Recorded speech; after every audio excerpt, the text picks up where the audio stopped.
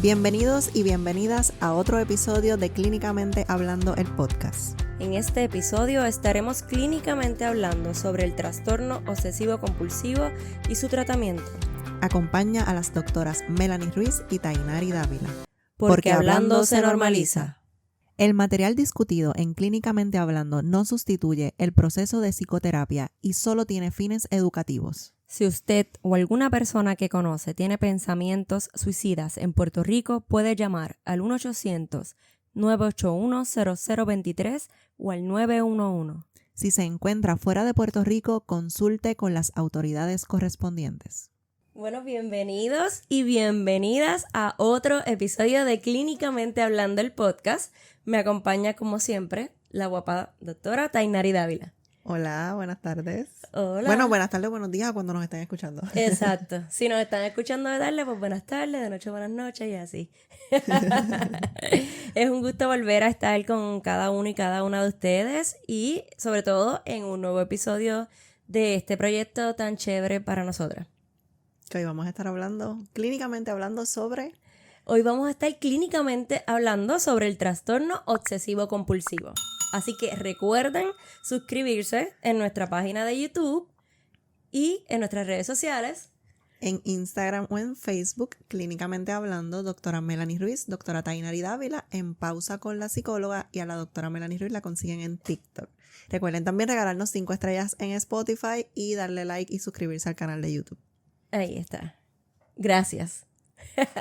Pues sí, estábamos hablando y elegimos este tema en parte porque en Clínicamente Hablando hacemos un esfuerzo por balancear los diferentes temas que muchas veces nos llegan a terapia, así que hay ocasiones donde los temas están más dirigidos a estresores o a razones como externas que podrían ser fuentes de estrés o de angustia para muchas personas, y también, como hoy, hay ocasiones donde Clínicamente Hablando también está más dirigido a conversar sobre diagnósticos o trastornos específicos y el tratamiento que conlleva esa sintomatología.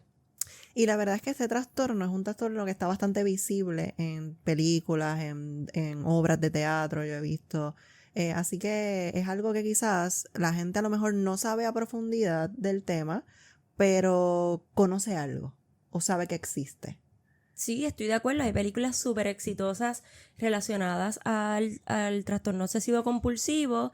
Incluso hay una serie que a mí me gusta mucho, que creo que es española, que se llama Tok Tok, que no es una serie, es una película. Uh-huh. Sí, es una película que a mí me gusta mucho porque la hacen de una manera, ¿verdad?, jocosa, pero a la vez también pues presenta la angustia de cada uno de los personajes. Me parece que es como la más reciente que tengo en mi memoria. Y adicional a lo que estás diciendo sobre las películas y a la visibilidad, también pienso que es uno de los diagnósticos que más como que se utiliza popularmente las palabras obsesiones o compulsiones, pero no necesariamente representan un diagnóstico de atención clínica. Y eso pasa con el trastorno bipolar, por ejemplo, pasa con la depresión, pasa con los diferentes trastornos de ansiedad. Así que también por esa línea yo creo que el TOC tiene como cierta visibilidad. Como cuando uno dice, esta persona está obsesiva. Ajá. O está obsesionado o obsesionada, ¿verdad? Ajá. Se usa como que típicamente esas palabras, pero la verdad es que el diagnóstico como tal, pues, es mucho más complicado y se refiere básicamente a un desorden que tiene un origen neurofisiológico. Así que, hablando del TOC, quisiéramos también hablar de definir un poquito. Pero antes de que vayas a la definición, le decimos TOC porque es la abreviatura de trastorno obsesivo compulsivo, pero también lo pueden escuchar con las siglas en inglés, que es OCD. Así que si escuchas a alguien hablando de OCD o de TOC, están diciendo lo mismo, lo único que uno está usando las siglas en español y otras en inglés. Exacto, eso es súper importante porque también se usa mucho en inglés. Y para que nos entiendan y sepan de qué estamos hablando. Sí. Pues nada, queríamos definir un poquito como que a qué nos referimos con obsesiones, primeramente, y luego quizás pasar un poco a la parte de las compulsiones. Sí, porque en el trastorno obsesivo compulsivo se suelen ver estas dos áreas súper importantes, que son los dos síntomas principales, que son las obsesiones y las compulsiones. Yo siempre recuerdo al doctor Nazario, que fue mi profesor de psicopatología. ¿Él te dio psicopatología a ti Sí. también? Yo nunca olvido al doctor Nazario. Yo siento un gran privilegio de haber sido su estudiante, Yo también. explicando esto de las obsesiones y las compulsiones, porque las obsesiones son esos pensamientos, impulsos o imágenes recurrentes y persistentes que se experimentan en algún momento durante el trastorno, como intrusivos e inapropiados y que causan ansiedad o malestar significativo. Ya mismo les voy a dar un ejemplo. Por otro lado, las compulsiones son los comportamientos repetitivos o actos mentales que la persona siente impulsada a realizar en respuesta a las obsesiones. Por ejemplo, yo siempre lo aprendí, la obsesión es el pensamiento o la imagen, la compulsión es la conducta. Cada vez que pensamos, o una persona, porque, ¿verdad? No, porque usted lo haya pensado no quiere decir que cumpla criterios para el trastorno, pero las personas que tienen el trastorno obsesivo compulsivo, cada vez que tienen este pensamiento de habré cerrado la puerta, ese pensamiento es intrusivo, persistente, esa es la obsesión, el pensamiento. Cuando yo me levanto a verificar si la puerta está cerrada, esa es la compulsión porque ese es el comportamiento. Y quiero aclarar algo, que conste que todos tenemos unos rasguitos por ahí. Sí. Que sobre todas las cosas se agudizan y son más intensas si tenemos estrés. Claro. Mientras más ansiedad tengamos, más propensos somos a revisar 1 y 1000 veces si cerramos la puerta. Claro. A mí me pasa con la plancha. Me ha pasado. Y le pregunto a mi esposo, ¿tú apagaste la plancha? Y él me contesta con una seguridad que sí, que me hace, ok, vamos a salir, la apagamos la plancha. Pero muchas veces lo que yo hago, porque esto es algo que, por ejemplo, lo de la plancha me ha pasado en terapia y es algo que no podemos pasar desapercibido porque sabemos que puede ocurrir algo, pero también sabemos que puede ser nuestra mente convirtiéndonos en una obsesión y que no necesariamente esté prendida. Así que yo lo que le digo a mis pacientes es que cuando la desconecten, lo vamos a decir en voz alta, desconecté la plancha. Yo hago eso. 5. E igual, por ejemplo, yo el cable de la plancha como que lo enrollo y lo meto dentro de donde está el handle de la plancha. Entonces todo ese proceso me toma tiempo y me asegura que yo me di cuenta que yo desconecté la plancha. Aparte de que tengo una plancha de que se apaga sola si se queda prendida, pero de todos modos jamás, ahí está mi perro, jamás yo permitiría dejar la plancha conectada. Sí. Y me pasa también con la estufa.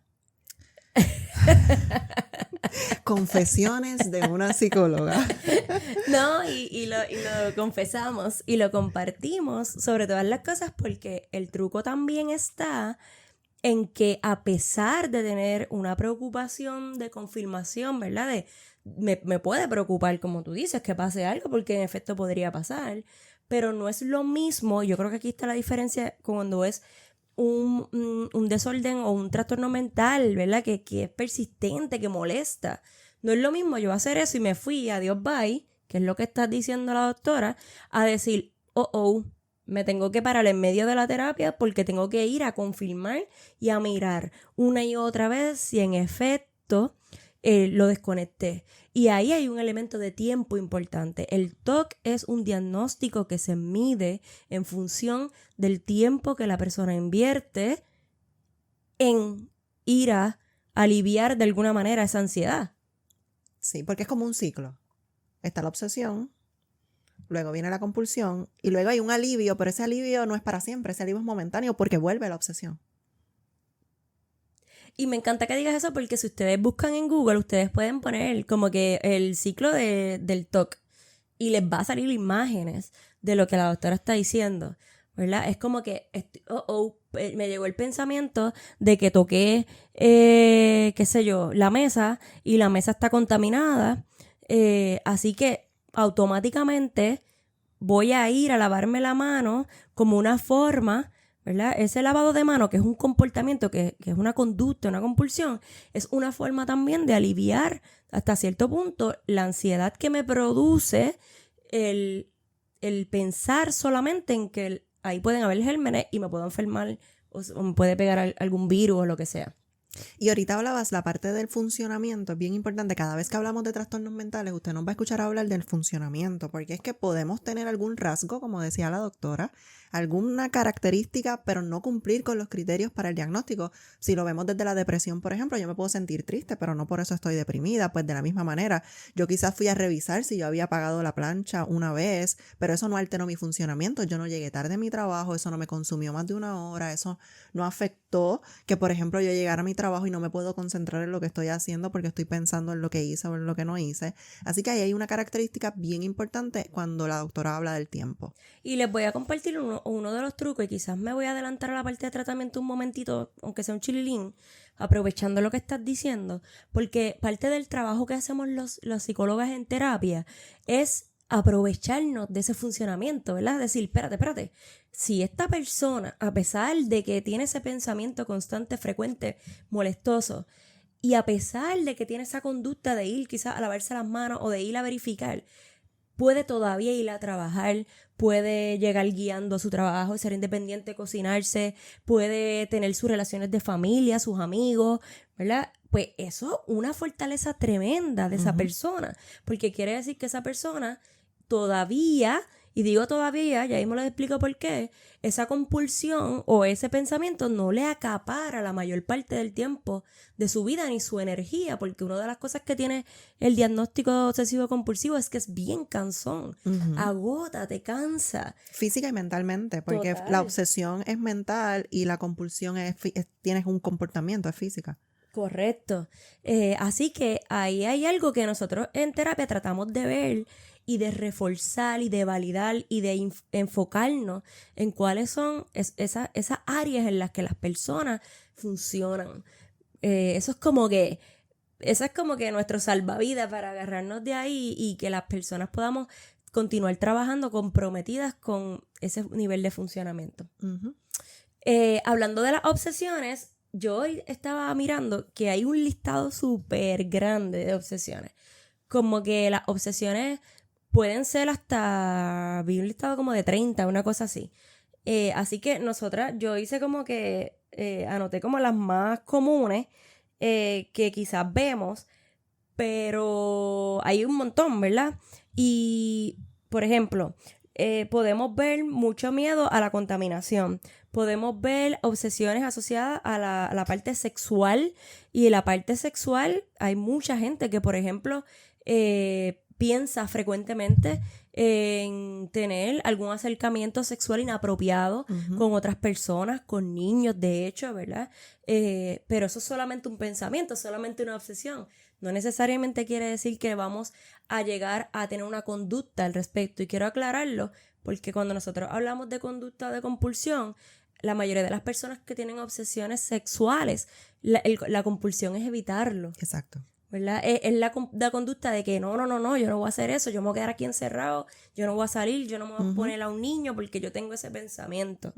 Y estoy hablando de esto con muchísima naturalidad porque hay muchísimas personas que pueden estar experimentando un trastorno obsesivo compulsivo y queremos decirlo en voz alta para que si usted está experimentando un pensamiento similar, que usted busque ayuda y venga a terapia. Claro.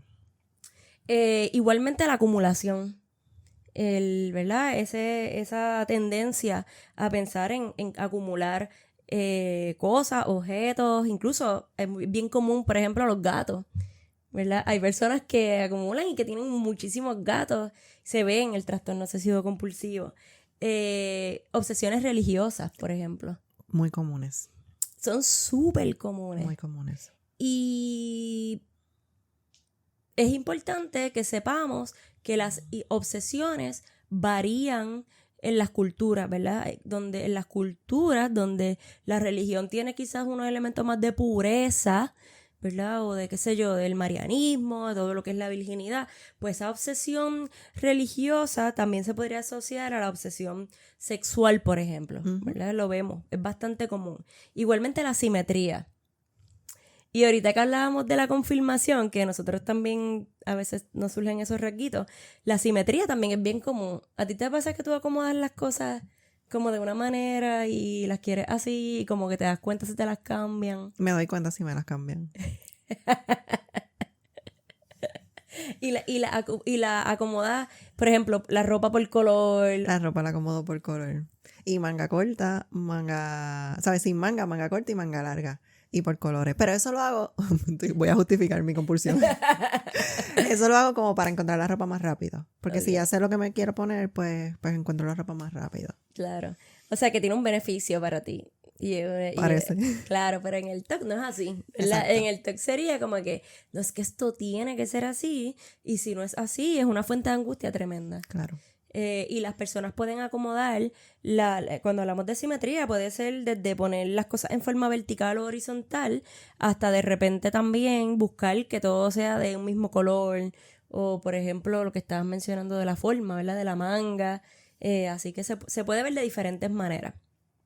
Y sabes que cuando con esos ejemplos que acabas de dar, me acuerdo que cuando empezó el lockdown, el cierre por el COVID, yo tenía mucha preocupación por mucha gente. Entre ellos, las personas con ansiedad social, que vamos a hablar de ese tema más adelante, porque pues obviamente se estaba haciendo lo contrario a lo que se propone, que es la exposición, pero igual con las personas con el trastorno obsesivo compulsivo. Porque imagínense si hay personas que le tienen miedo a esta exposición de bacterias y al pensar que todo lo que tocan puede estar contaminado. Yo he conocido, sabes, que por ejemplo antes de bañarse desinfectan el jabón antes de pasárselo porque piensan que el jabón puede estar contaminado. Así que imagínense cuando el llamado era a eso, el llamado era a que todo puede estar contaminado, necesitamos que andes con un pote de alcohol para todas partes, que te desinfectes, que utilices el Lysol, sabes, que podía exacerbar esos síntomas de una manera bien fuerte. Y sabes que te escuché y recordé un caso que alguna vez tuve, y era una persona que para trabajar requería un equipo como especializado de protección, ¿verdad? No voy a decir cuál porque estaría diciendo la profesión, así que no quiero entrar en esos detalles. Pero cuando vino el COVID, esa preocupación que ya la persona de por sí tenía, como un miedo, como un malestar, como una fuente de angustia constante, empezó a ser peor porque esta persona comenzó a utilizar su uniforme, que era de protección, en todo momento, y el uniforme pesaba. Uh-huh. Y entonces era de pie con el uniforme puesto. Uh-huh. Y eso comenzó a tener unas implicaciones físicas que llevó a esa persona a una sala de emergencia con un desgaste físico tremendo. Así que esto también es un ejemplo de cómo, contrario a la línea entre, ok, a lo mejor sí tengo preocupación, si me pongo mascarilla, si uso el alcohol, sí, a lo mejor todos llegamos a ponernos, que si las gafitas, ¿verdad? Eso yo también las llegué a usar. Exacto. Eso, pero pues, según fue avanzando la cosa, pues lo fuimos soltando. Claro. Pero no, esto es unos niveles bien extremos, bien excesivos, que representan muchas veces conflictos para las personas. Y yo quería decir algo de las obsesiones, y es que las obsesiones tienen un truco, y es que no necesariamente van a la par con las características y los valores de la persona. Claro, por eso las sexuales, la gente trata de evitarlo porque quizás sería algo que jamás la persona haría. Y quizás el cerebro está tratando de molestarte precisamente con esa obsesión, porque es que si es algo que tú harías, pues quizás no te molestaría. Y la gente que tiene TOC se avergüenza mucho de su TOC, ¿verdad? De sus obsesiones y de sus compulsiones. Así que una de las cosas que hacemos en terapia, y este otro segundo secreto que comparto de la terapia, es que trabajamos con la idea de que ese pensamiento o esa obsesión es como algo externo que llega intrusivamente a molestar, pero no necesariamente representa tus valores o tus características como persona. Exactamente. Es algo que tú ni siquiera invitas. Tú no te sientas a ver, voy a pensar en esto. No, llega, por eso es que es un pensamiento intrusivo. Llega y se acomoda en tu cabeza. Cuando trabajamos en terapia, sobre todo con niños y adolescentes, solemos buscarle nombre a ese pensamiento, ¿verdad? Es una de las estrategias de terapia que también utilizamos. Yo tenía un paciente que decía, o sea, que es un cizañero. Sí. Un cizañero. Y eso mismo, un cizañero. Pues entonces tenemos que boxear con el cizañero, ¿verdad? Ver cómo vamos a debatir o a invalidar esa idea, que es otra de las estrategias de la terapia. Que si no es parte de tus creencias, es bastante fácil encontrar cuáles van a ser las razones por las cuales yo lo voy a debatir. Quizás llevarlo a cabo es un poco más complejo, pero si es algo que no tiene nada que ver conmigo, como por ejemplo el ejemplo que dio la doctora de lo de los niños, de la parte sexual, pues es fácil uno poder elaborar cómo yo voy a retar ese pensamiento. Ahora luego lo vamos a llevar a cabo. Sí. Y por eso es que es importante ir a terapia, porque nosotras podemos compartir aquí los secretos, los trucos, pero en terapia cada una de esas técnicas tiene un orden, tiene un momento, tiene un espacio, ¿verdad? Y es personalizado. Exactamente. Correcto. Así que, nada, quería hablar un poco de eso, del carácter, ¿verdad? Como externo de las obsesiones. Por eso me molestan, porque yo no estoy de acuerdo con eso. Y sobre todo cuando vemos blasfemia, ese tipo de obsesión que es más religiosa. También es importante decirlo. Y que te asusta, porque si tú eres creyente te va a asustar, que yo estoy pensando en esto. Y que papá Dios no piensa que yo estoy pensando de esta manera, ¿sabes? Es fuerte, es fuerte. Sí. Y hablando antes de ir para las compulsiones, también, no voy a entrar mucho en ese detalle porque no soy médico, pero cuando yo dije que el TOC es un trastorno neurofisiológico, hay estudios que dicen que el mecanismo de la glucosa en el cerebro de las personas con TOC es un poco distinto al que las personas que no tenemos TOC. ¿Y por qué comparto esto? Porque también hay un mecanismo de nuestro cerebro que puede funcionar de una manera un poco diferente y hace que esos pensamientos lleguen. No es que usted lo elija, como dice la doctora, no es que usted prenda ese switch del pensamiento, no es que usted quiera eso. Y como que con la culpa y la vergüenza que causa el pensamiento, tratamos de trabajar muchísimo en terapia. Y que también yo siempre explico la diferencia entre el miedo real y el miedo imaginario. Y pues que el miedo real se puede alimentar más rápido porque tú sabes que es real. El asunto de la plancha, tú sabes que es real, que si la plancha se queda prendida, pues la casa puede coger fuego. Pero si uno se deja llevar por ese pensamiento, entonces hay que buscar alternativas y alternativas reales para combatir ese pensamiento, porque si no, entonces estamos todo el día verificando la plancha y va a alterar nuestro funcionamiento. Sí. Y me encanta eso que estás diciendo porque me hace pensar también en el origen del pensamiento, porque usted dirá, ¿y de dónde caramba viene este pensamiento si yo en mi vida quisiera pensar esto? Pues se parte de la premisa en el TOC de que ese miedo es adquirido. En algún momento, de alguna manera, hemos aprendido que un estímulo, y cuando yo digo un estímulo puede ser, qué sé yo, el teléfono, un estímulo puede ser un color, un estímulo puede ser el micrófono. En vez de yo asociarlo con algo que es seguro, lo asocié inconscientemente con algo que es peligroso o amenazante para mí. Y pues con ese miedo que se adquirió, de la misma manera en que se adquirió, podemos tratar de desaprenderlo y soltarlo o aprender de otra manera. En terapia trabajamos con eso. Y ahí es que viene la compulsión, porque la compulsión tiene el propósito de aliviar, de que yo voy y chequeo la plancha y alivio. Pero entonces al volverse un patrón, como el ciclo que hablábamos ahorita, pues el alivio es momentáneo, no dura para siempre. No tiene la capacidad que tenemos nosotras de que nos vamos a trabajar y nos olvidamos de la plancha. Yo no llego ni siquiera por la tarde a revisar la plancha. O sea, ya eso es algo que yo olvidé. Sí. Incluso yo hasta le tengo fe a la vida, a la suerte, al universo, a la incertidumbre de que, pues si la dejé prendida, espero que no pase nada. Así como que, pues, olvídate, yo estoy súper lejos, a Dios que reparta suerte. Yo puedo manejar ese tipo de incertidumbre, pero no todo el mundo puede manejar ese tipo de incertidumbre. Claro. Así que, hablando de compulsiones, las más comunes son limpiar, verificar, repetición de rituales, que yo creo que vale la pena, ¿verdad?, decir esos rituales de limpieza, esos rituales de verificación, eso vuelvo otra vez y vuelvo y actúo o me muevo con relación a ese pensamiento.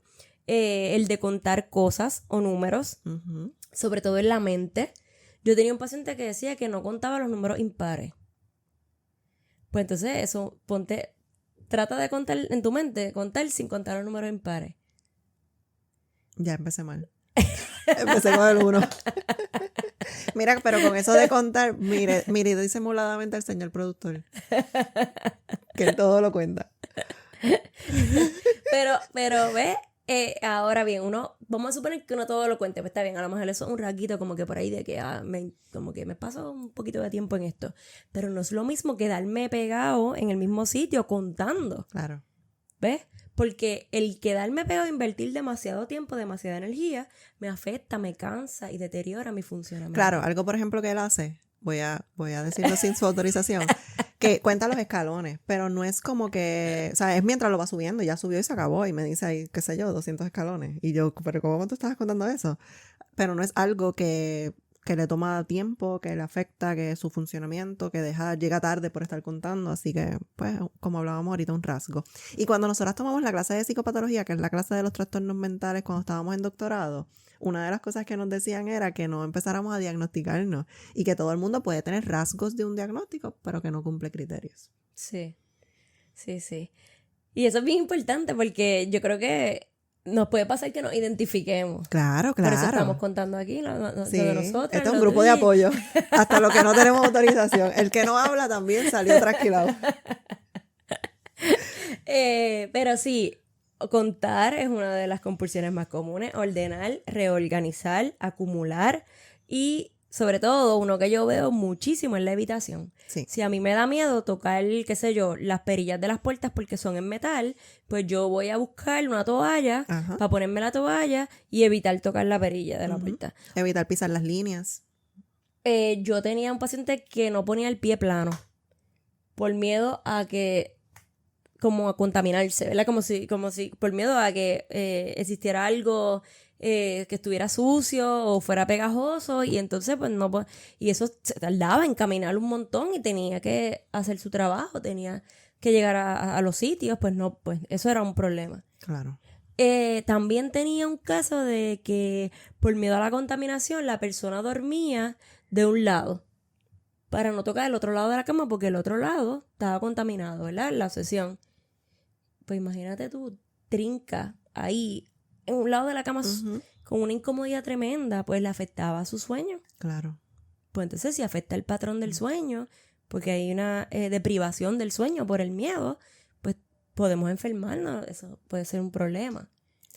Y todas las personas que no padecemos de TOC, podemos ver esto como raro, como extraño, pero la verdad es que pensemos, vamos otra vez al lado del COVID, que fue algo que vivimos todos y todas, el miedo que la misma prensa, que uno estaba viviendo con un terror, que de ahí a desarrollar una obsesión y una compulsión hay un paso para mí corto, porque tú piensas que te estás protegiendo y pues mientras más me limpio, más me protejo y menos posibilidades tengo de tener COVID, mientras más mascarillas, aunque me asfixie.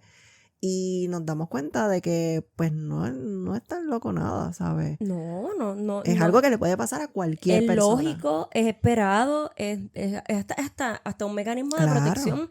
E incluso cuando yo hablaba ahorita de la adquisición del miedo, este tipo de experiencias que tuvimos con el COVID, por ejemplo, lo que hace es que toca un botón de que eso si tú tenías alguna predisposición ya a tener ese diagnóstico, ¿verdad? Hablando de lo neurofisiológico, con esto olvídate que estuviste mucho más propenso a, Claro. por la exposición, por lo que estás escuchando, la información que estás recibiendo.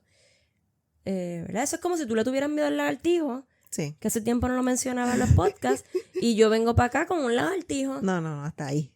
Pues entonces yo te estoy, ¿verdad? Prendiendo y tocando a ese botón del miedo. Pero igual puede ser algo porque, por ejemplo, a veces hay trabajos que hay que revisar unas áreas, qué sé yo, en las farmacéuticas, y que hay que hacer unas firmas o hay que hacer unos controles.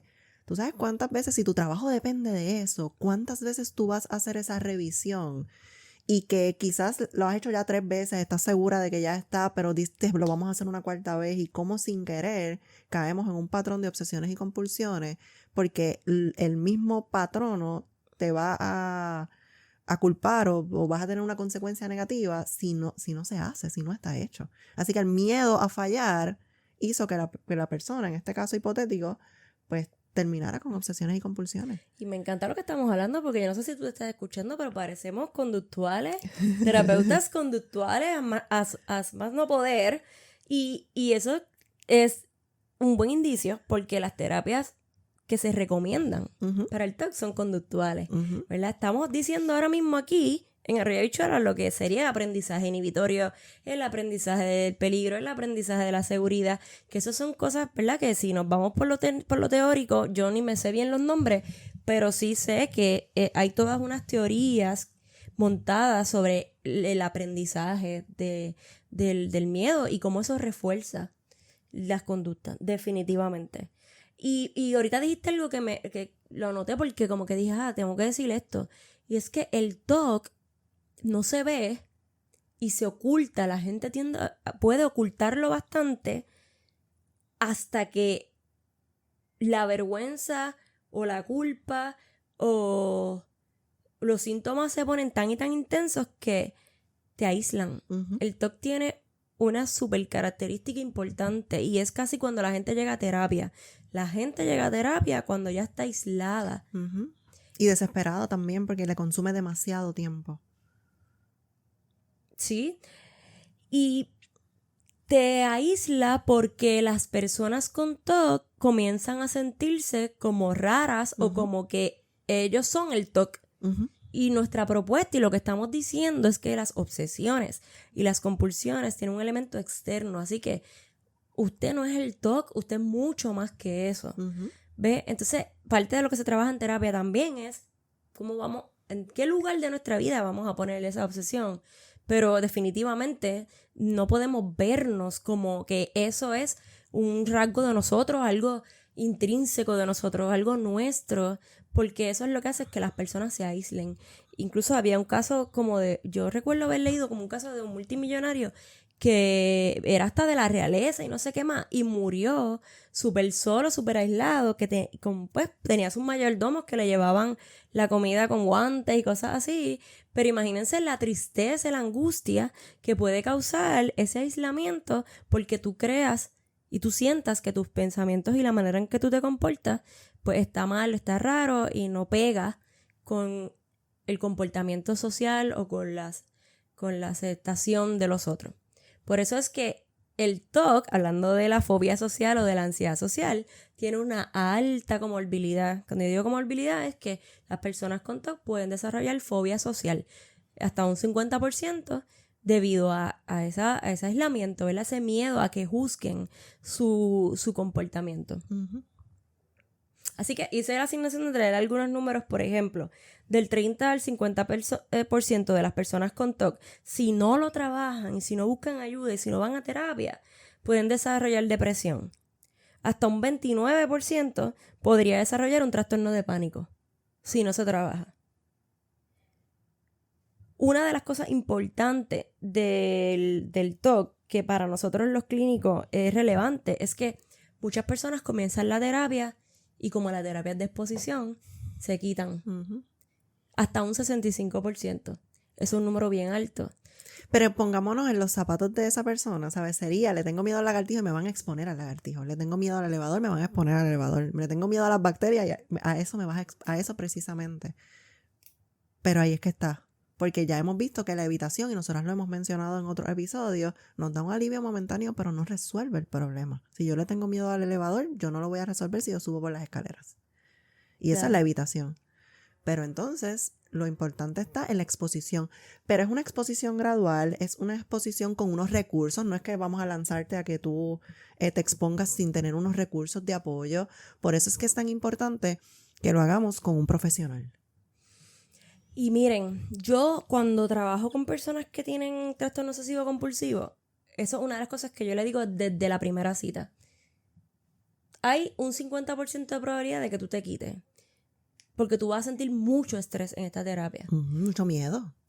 Y yo quiero decirte que si tú te quitas, va a haber un espacio para que tú vuelvas cuando tú te sientas preparado o preparada. Incluso, le digo, es esperado para ti y para mí que tú en algún momento digas, espérate, necesito un break de la terapia. Ahora bien, si tú te quedas, si tú decides quedarte, la probabilidad de que tus síntomas disminuyan está por encima del 65%. Ahorita lo dije al revés. La probabilidad de que te vea es 50, la probabilidad de que mejore es 65, así va el dato. Pues entonces, ¿dónde tú tienes más que ganar? Si te quedas o si te vas. Y como tú estás diciendo muy bien, que gracias por decir eso, es que la manera en que nos exponemos a nuestros miedos no es al garete. Está totalmente diseñada con la persona, con el paciente.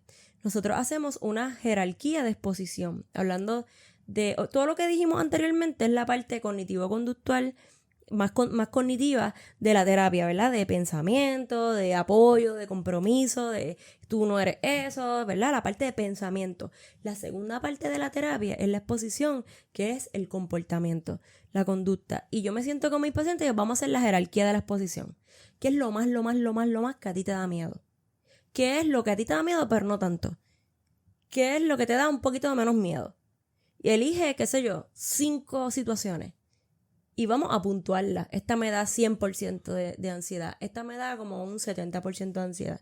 Y así, y yo la hago escrita. Esa es la jerarquía de la exposición. Ok. Vamos a ver cómo podemos exponernos a esta situación, cuándo lo vamos a hacer, cómo lo vamos a hacer. Ujú. Si lo haces y te da mucha ansiedad, cuáles son las estrategias que ya trabajamos en terapia que tú vas a utilizar para disminuir tu ansiedad. Porque lo cool de la ansiedad, gente, es que la ansiedad tiene un pico, pero ese pico para arriba no va a pasar. Así que si la llevamos hasta allá arriba, al tope del miedo, y descubrimos que aún con todo ese miedo podemos ejecutar y podemos estar bien, hay un aprendizaje de seguridad, se acabó Ujú. la obsesión y la compulsión. Ujú. Le quitamos poder. Muchísimo. Ujú. Así que parte del trabajo que se hace es hacer una jerarquía de exposición y después ir a la exposición. Claro está, si se puede, si el paciente está dispuesto, si no, se trabaja en colaboración. Esto no se lo inventa la psicóloga sola, esto se trabaja también con el paciente. Por eso ahorita la doctora dijo que era individual.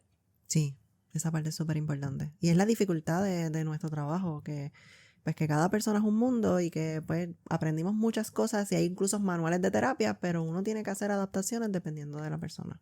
Sí. Y eso, por eso es que este tipo de material, ¿verdad? Tener un podcast es súper educativo, es prevención primaria, pero jamás sustituye el proceso Jamás. de la terapia. Ujú. Y eso siempre, ustedes saben que nosotros vamos a repetir eso hasta el cansancio. Pero de la misma manera que no sustituye, pues igual los influencers, la gente que te está contando su experiencia, sí, esa es la experiencia de ella, pero el que una persona, por ejemplo, el que una persona tenga un hijo no lo hace experto en niños, el que una persona tenga diabetes no lo hace médico en diabetes, pues de la misma manera el que una persona haya pasado por esta experiencia y te la cuente, qué bueno, tenemos un punto de referencia, ayuda a normalizar la experiencia, pero no representa que lo que esa persona vivió va a ser generalizable a todas las demás personas. Porque usted es único y Claro. única. Claro. Así Y que también, el por miedo. eso existen también diferentes tratamientos, diferentes medicamentos, diferentes para cada persona. Y aunque la principal terapia de la cual estamos hablando y la que se usa es terapia cognitivo-conductual con exposición y prevención de respuesta, la verdad es que hay algunas personas a las cuales no les funciona. Ujú. Y nosotros debemos entonces de cambiarle el método. Claro. ¿Verdad? ¿Cuál es la segunda terapia? Pues mira, la aceptación y compromiso.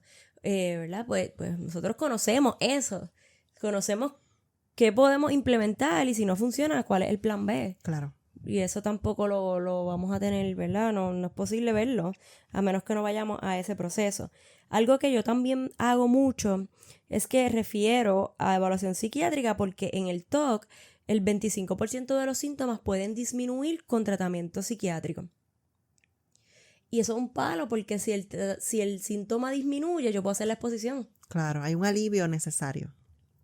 Y cuando yo trato de hacer esos referidos, siempre trato de explicarle con la parte física, porque a la gente se le hace más fácil ver la parte física y a veces les digo, imagínate que tienes un dolor de rodilla tan incapacitante que tú necesitas un medicamento que te alivie para que te puedan dar una terapia. Pues de la misma manera, cuando hablamos de síntomas emocionales, pues si se reduce el 25%, tú vas a tener un alivio en los síntomas y quizás te atreves a ir a la exposición que sin el medicamento no. Sí. Pero obviamente eso lo tiene que hacer un médico Sí. y debería ser un psiquiatra. Sí. Sí, y por eso fue que ahorita dije, no voy a entrar en detalles, pero ahí hay asuntos de glucosa, hay asuntos de los sistemas de recompensa y placer del cerebro que se activan en el TOC, Ujú. ¿verdad? Así que hay como una parte neurológica que es importante tomar en consideración e invitarla a participar de nuestro tratamiento. Así que nada, yo creo que hemos hablado bastante. Me ha encantado. No pensé que me iba a gustar tanto este episodio. Me ha encantado esta conversación sobre el TOC. Sí. Así que esperamos que a ustedes también y que sea útil, que sea útil. No para que se estén diagnosticando, sino por si presentan síntomas, busquen ayuda. Sí, y sobre todas las cosas que sepan que aunque podemos tener por ahí algunos rasguitos y andemos preocupados, sobre todo cuando tenemos estrés, pues la verdad es que las personas que tienen TOC sufren muchísimo y es un diagnóstico que puede ser súper incapacitante si no se trabaja. Ujú. Así que le invitamos a que vayan a terapia si están experimentando o alguien que usted conoce experimenta alguno de los síntomas o de las experiencias que hemos compartido hoy. Por favor, busquen ayuda. Hay estrategias. La vida, imagínese usted cómo sería su vida si no tuviera ese pensamiento y esa compulsión, ¿verdad? Imagínese usted cómo sería su vida sin el TOC. Así que, aunque nosotros no tenemos varitas mágicas, estamos comprometidos con ponernos, montarnos en el barco a trabajar en lo mejor posible para que eso disminuya y podamos tener la mejor calidad de vida posible, que al final yo creo que ese es nuestro trabajo. Y la verdad es que quiero añadir que recientemente mucha gente me ha dicho como que, ay, pero es que las citas, los psicólogos y las psicólogas están llenos, las citas están lejos. No importa. Porque si vamos a tiempo y me dan una cita en 6 meses, pues yo espero los 6 meses. Si yo espero que sea una emergencia, pues entonces ahí tenemos un problema que tendríamos que acudir a un hospital. Pero si no hacemos nada, nos van a pasar más de 6 meses sin buscar ayuda. Y a lo mejor ya tenemos esa cita ahí, sacamos el espacio y comenzamos tratamiento para esto o cualquier otra situación. Y no necesariamente tiene que ser algo patológico, una enfermedad, un trastorno mental. También pueden ser situaciones que nos afectan en la vida. Sí, totalmente de acuerdo. Y voy a añadir algo que va a sonar quizás un poco, ¿verdad? Quiero que se empoderen también ustedes de sus procesos. Los trastornos, como el trastorno obsesivo compulsivo, conlleva una preparación de los profesionales que dan el tratamiento. Así que usted como paciente puede buscar, hasta en Google, cuál es el mejor tratamiento, cuál es el tratamiento que recomienda la ciencia para poder trabajar con esto que yo estoy experimentando. ¿Por qué lo digo? Porque esto requiere de conocimiento de parte del terapeuta, ¿verdad? Así que usted puede llegar y decirle a su terapeuta, mira, yo estoy experimentando estos síntomas y yo he leído y tengo entendido que la terapia que se usa puede ser esta. ¿Usted sabe hacer esa terapia? ¿Qué usted piensa de esa terapia? Y usted también como paciente participa del proceso, ¿verdad? Eso es algo que yo a mi gente se lo digo. Y también cuando hay situaciones que a lo mejor yo no domino tanto, pues se lo digo también y le digo, mira, ¿sabes qué? Yo creo que en ese tema yo como que me faltan competencias. No te preocupes que yo te voy a recomendar una colega que sí tiene las competencias. Y eso es parte también del proceso de nosotros de trabajar en colaboración, porque el proceso de la terapia es un proceso colaborativo. Definitivamente. Así que aduéñense también de ese proceso. Sin duda. Entonces, antes de irnos, recuerden seguirnos en nuestras redes. Clínicamente Hablando, doctora Tainari Dávila, doctora Melanie Ruiz, En Pausa con la Psicóloga. Suscribirse a nuestro canal de YouTube, denle like al video, por favor, y regalarnos 5 estrellas en Spotify. Eso es bien sencillo. Es todo lo que les pedimos. Gracias por escucharnos una vez más y les esperamos en el próximo episodio de Clínicamente Hablando, el podcast.